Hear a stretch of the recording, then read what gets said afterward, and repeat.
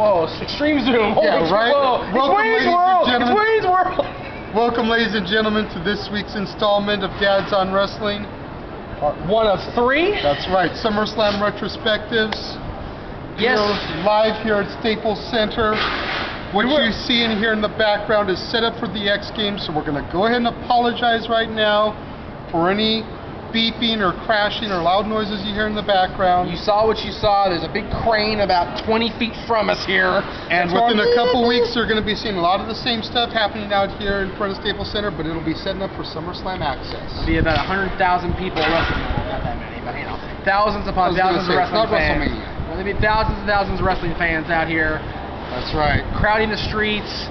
To meet The Miz, Triple H, Randy Orton, John Cena, Edge, and Rey Mysterio, and that's just the VIPs. You got Kofi Kingston, Alberto Del Rio, John Morrison, WWE Divas will be out here. Hall of Famers will be here. Hopefully. They haven't announced any yet, but knock on wood that there are a few. Anyway, we are here at Staples Center. This is the site of SummerSlam and SummerSlam Access, and we are here to look back. Matter of fact, they're announcing SummerSlam right here on the screens back here. They are showing that. Don't worry about panning back. Don't worry about get that. We'll just it's all over the Nokia place over there.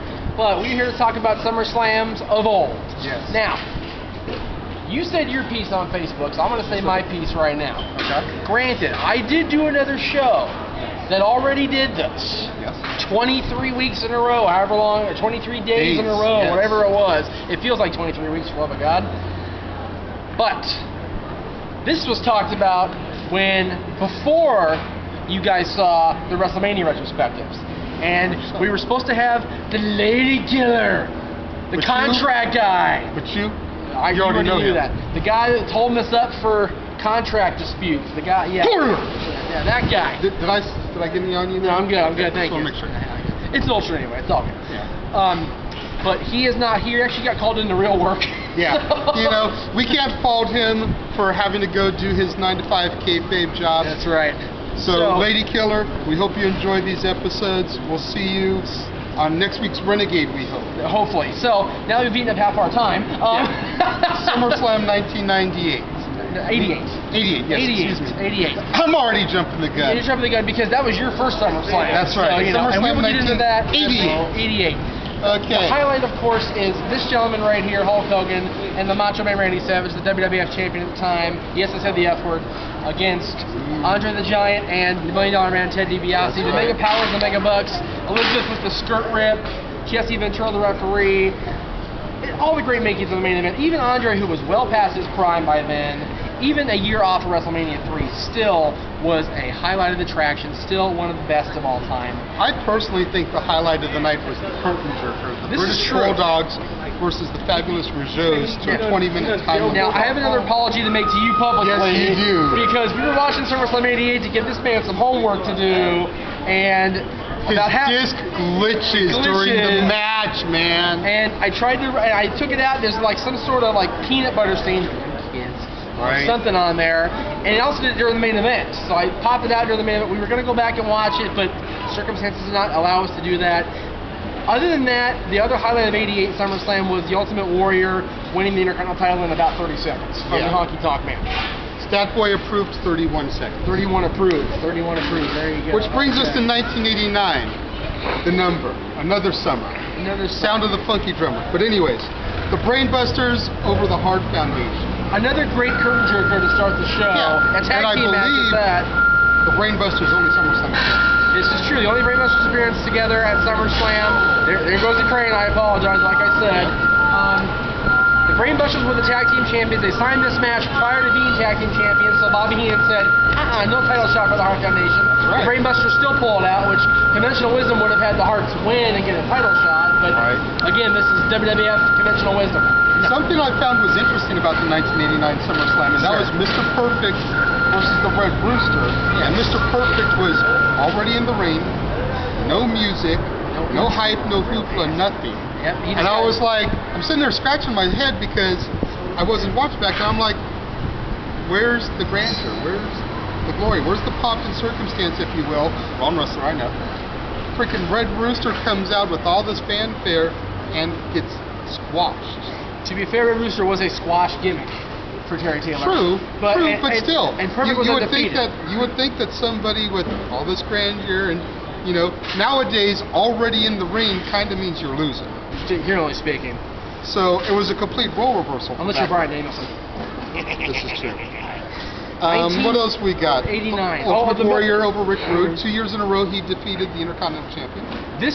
These 2 years and beyond were the start of a huge trend. We'll talk about this as we go on through the next 3 weeks. But the Intercontinental Championship has changed hands more than any championship at SummerSlam, I believe, combined. That's true. Ridiculous. 89, of course, the main event was once again this gentleman right here, Hulk Hogan, teamed up with Brutus Beefcake against Randy Savage and Devo. Devo! I got mind control over Devo. Devo, that's right. You tell me to be quiet, I'll be quiet. When he leaves, I'm talking again. That's right. I can't help it. You know, call him Zeus, call him Tiny Lister, whatever you want to call him. He'll always be Devo to Call me. him the badass from Dark Knight. I'm calling it right now, man. Devo Zeus needs to get in the Hall of Fame. That's right. All right, 89. Other than that, not a whole lot going on. 1990. 1990 double main event. I believe it was the first time in history there was a double main event at a pay-per-view. Unless you got WrestleMania 2, whatever, 3 separate venues, blah blah blah. Triple main event. Triple main event. But 2 main events. You had Hulk Hogan against Earthquake, which I didn't even put on my notes here because I'm like, whatever. I know. The grand climax of this huge feud that had been built up over the summer, and Hogan wins by countout.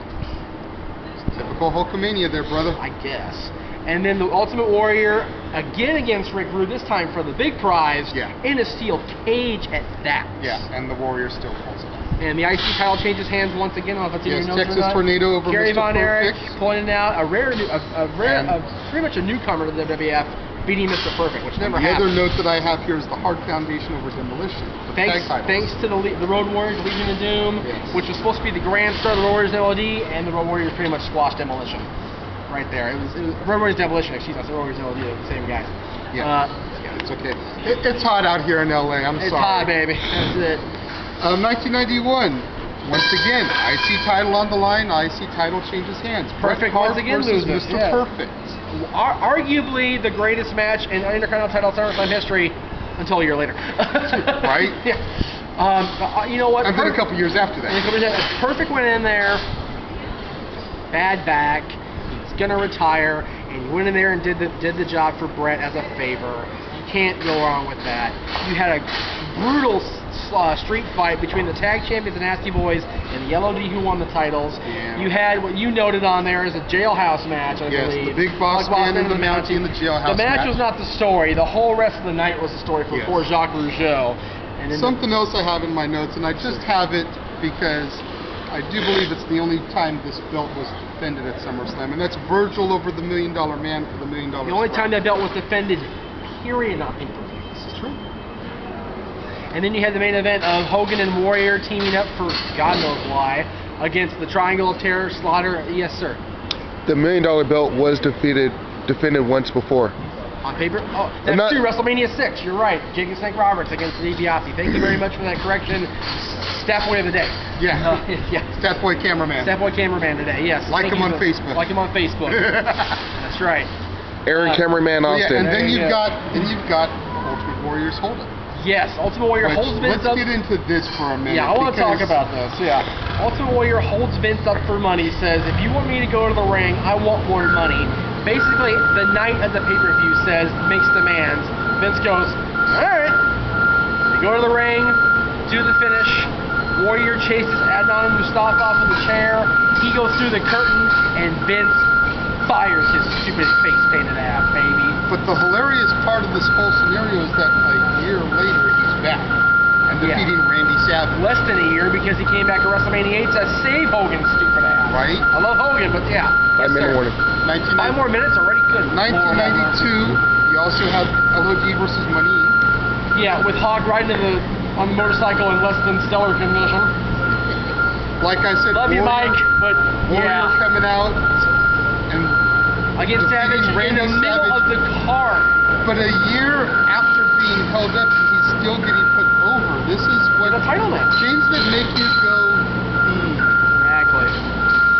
You've got British Bulldog against Brett. The Intercontinental title in the main event. Lennox Lewis with Davey Boy. The only time I believe that the Intercontinental title has ever been the main event of a pay-per-view. I do believe you are correct, sir. It's stolen the show since then. Yes. But never been actually the Numerous last match of the card. Yeah. Yes, sir. Would you consider the champion for champion title for title the main event at a pay-per-view? That was before 92. Yeah. That was before 92. This is, so. you know, So it was not the first time it was Not defended. the first so it time, wasn't but the first time, probably the last time. But strictly IC, yes. 93, not much to Shawn talk about. versus Shawn Perfect. versus Perfect. This is the first time that the IC title is successfully defended. Yeah, which is noteworthy in and of itself.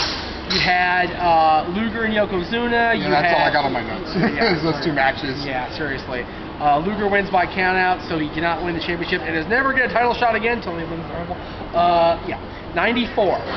Razor Ramon and Diesel for the IC title. And right again, back to jobbing out the IC title. Yep. You had the main event of Undertaker versus Undertaker, Yes. which was Undertaker versus Brian Lee, excuse me. And then what I feel was the match of the card, Brett versus Owen in the cage. Cage match. Have you seen that match? Yes, I have. Okay, so you know what we're talking Yes, about I here. have. So I don't have anything past Summerslam 92 up until a few years later, but that match is on several DVDs. It's Which is worth how I watching. believe I've seen it. I think it's on the Brett. Could be. So hold me to that. I don't know for sure. When you talk about cage matches, you gotta talk about that because there was not a drop of blood shed in that entire cage match, and it's one of the best cage matches of all time. Exactly. That says it all right there. That's a PG cage match, baby. Exactly. That's what it is. And it was intense. It was proof that you don't need to bleed to make a cage match successful. Excuse me. It makes me pissed off at I feel like Bubba Ray Dudley here. Seriously, it makes me pissed off at these damn people. We need blood. We don't need blood, you fucking idiots. Just need two guys that can work. Exactly. Which brings me to 1995, which is going to be the last part of this episode, part 1, and the only note that I have for part 5 is Shawn versus Razor in a ladder match rematch from WrestleMania the year prior. Which, of course, didn't touch that match. Of course. But it was still very, very good. But Shawn won. Shawn won. So you got now his they were revenge. 1-1. 1-1, and they never had the rubber match, which sucks. Yeah, that does But kind of suck. the main event was Diesel versus King Mabel, a.k.a. Viscera, AKA Big Daddy V, a.k.a. oh my God, is he fired yet? Seriously. The heir apparent to sexual chocolate. Yeah, he predated sexual chocolate. Yeah, but the Big Daddy V Big gimmick Vis, was... yeah, Big Vis, the lover was, yeah, that's true. And then you had Bertha Faye, another large person, over Alundra Blaze for the Women's Championship. I almost made note of that, and I thought, no. We could have only because we met Bruno up in Vegas, and and he was in Bertha's corner. So shout out to Downtown Bruno. Yes. Make sure you check out that promo if you haven't already seen it. And please check out the James Morgan Renegade of Wrestling. and the James Morgan promo. Please watch that a few more times. Please. Seriously, I feel bad for my boy. I But that's do. going to wrap up part 1 of the part Summerslam one. Retrospective. We're gonna move around, and next week we will have part 2 for you. That's right. We'll You like see you that? then. Like that? See you next time.